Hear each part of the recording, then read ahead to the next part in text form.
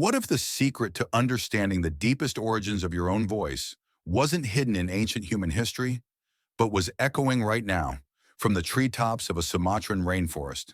For decades, we've proudly pointed to complex sentences, one idea tucked inside another, as proof of human uniqueness. You know, the car that my friend bought is red. That ability to embed ideas, called recursion, was supposedly our thing. But just days ago, a new study dropped, published in May 2025, and it turns out orangutans might be using a surprisingly similar, multi-layered system in their alarm calls. So, what exactly did these scientists, led by Dr. Chiara Di Gregorio, uncover? They were listening closely to wild female Sumatran orangutans, specifically their alarm calls when they thought a predator was nearby. And they found something astonishing. The calls weren't just simple shouts. They had a three-tiered structure.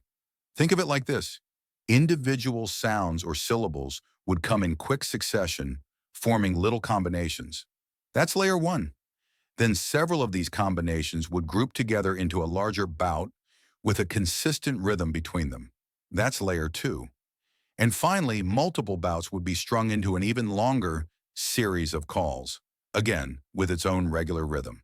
A call within a call within a call. This is what scientists call third-order recursion. Each layer has its own beat, like a tiny musical composition with repeating motifs at different scales. Now you might be thinking, okay, so they make complex noises. So what? Well, here's where it gets really mind-bending. The orangutans weren't just doing this for fun.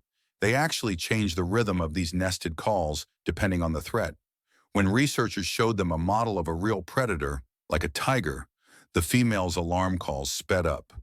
The rhythm at each of those three layers became faster, more urgent, like a rapidly beating heart.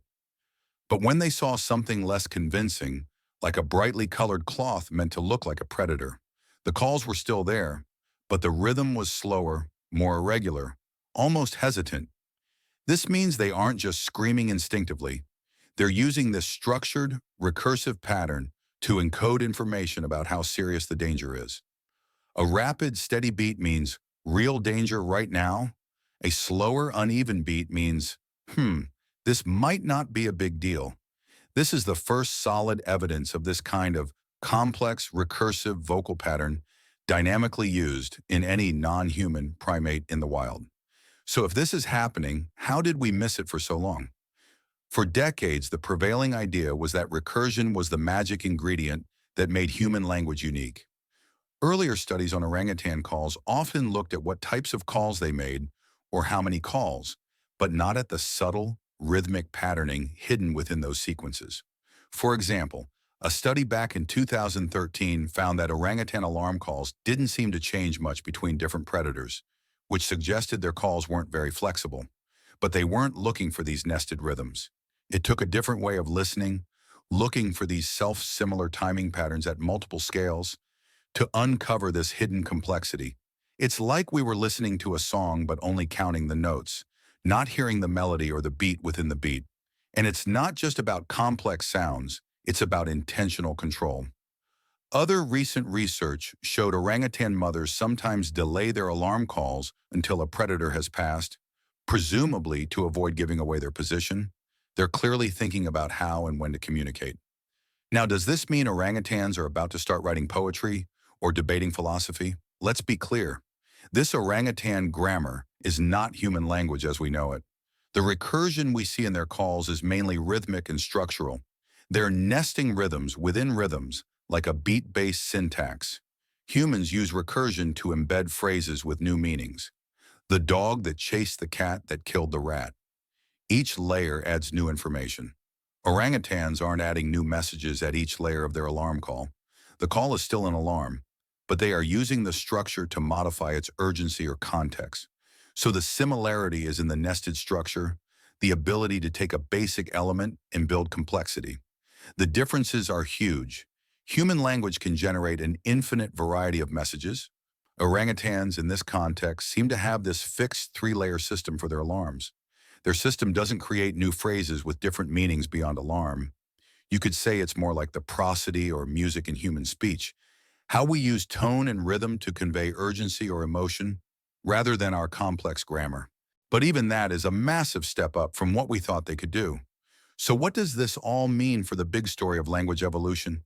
This discovery strongly supports the idea that the building blocks of language didn't just pop into existence with modern humans. Instead, they likely evolved gradually. If orangutans, our distant cousins, separated by roughly 14 million years of evolution, can do this, it suggests that an ancestor we share might have already had some ability to organize sounds in these complex hierarchical ways. These nested rhythms could be an ancient precursor, the evolutionary seeds from which the much more complex recursion of human language eventually grew. Researchers even point out that male Bornean orangutans were found to use a simpler, two-layer recursion in their long calls back in January 2024. The fact that Sumatran females are now showing a third-order system hints that these abilities might be more widespread and adaptable than we ever imagined.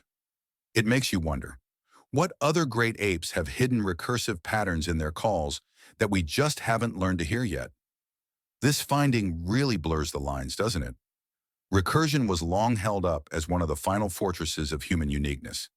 Now that wall is looking a bit more porous. It suggests the difference between human and animal communication might be more about degree and complexity than an absolute unbridgeable chasm. Orangutans, these people of the forest, were already known for their incredible intelligence, tool use, and problem solving. Now we can add sophisticated vocal communicator to that list. The forest, it seems, has been speaking in these complex recursive codes for a very, very long time. So are orangutans speaking like we do? Not in sentences, not with words that describe the past or future. But these rhythmic echoes, these calls discovered just now, might just be tapping into the ancient drumbeat from which our own capacity for complex language began. What other incredible secrets are the forests and the animals within them still keeping from us? Stick around, deep research, and we'll keep digging them up together.